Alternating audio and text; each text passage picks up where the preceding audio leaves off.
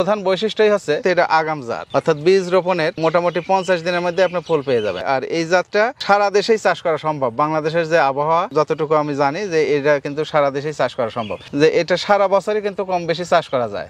এবং কেরালা জাতের আরেকটা বৈশিষ্ট্য, এর ফুলটা ঝরে কম, সিমের আকার আকৃতি অন্যান্য সিমের তুলনায় কিন্তু অনেক বড় হয়, বাজার মূল্যটা বেশি, কালারটা খুব সুন্দর। এটা 6 থেকে 7 ইঞ্চি একটা সিমের প্রায় দৈর্ঘ্য এরকম হয়ে যায়। আর একটা জিনিস আছে যে কেরালা সিমের বাজার কিন্তু অন্যান্য যে জাতগুলো চাষ হয় অটো সিম সেগুলোর তুলনায় এর বাজার মূল্যটা বেশি থাকে, সবসময় বেশি থাকে। আর একটা বড় বৈশিষ্ট্য, একবারে গাছের শিকড় থেকে শুরু করে উপর পর্যন্ত ম্যান হাইটে যে জাংলাটা করা হয়েছে এই গোটা জাংলাটাই সিমে ভরপুর। এরকম সিম অন্য কোনো জাতে কিন্তু আমি পাইনি। আমি বিভিন্ন মাঠ পরিদর্শন করি। আর এই সিমের আরেকটা জিনিস যে রোগ বালাইটা খুবই কম, বাজার মূল্যটা বেশি।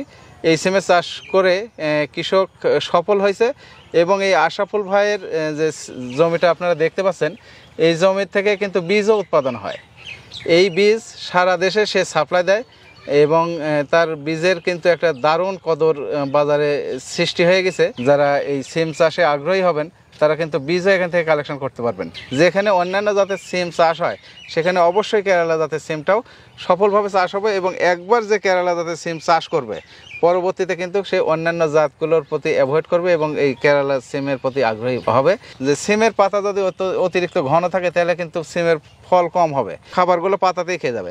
সেক্ষেত্রে রোগাক্রান্ত পাতা বলেন, ঘন পাতা বলেন, এগুলো কিন্তু ছিঁড়ে দিতে হয়। এটা হচ্ছে সিমের একটা প্রযুক্তি। আর একটা আছে যে যখন সিমের আপনার ডগাগুলো হয় তখন একটার সাথে একটা পেঁচানো থাকে, এগুলো কিন্তু ছাড়াই দিতে হয়। এটা একটা সিমের পরিচর্যা, যে পেঁয়াজ ছাড়ানো, এই প্রযুক্তিটা হচ্ছে পেঁয়াজ ছাড়ানো প্রযুক্তি।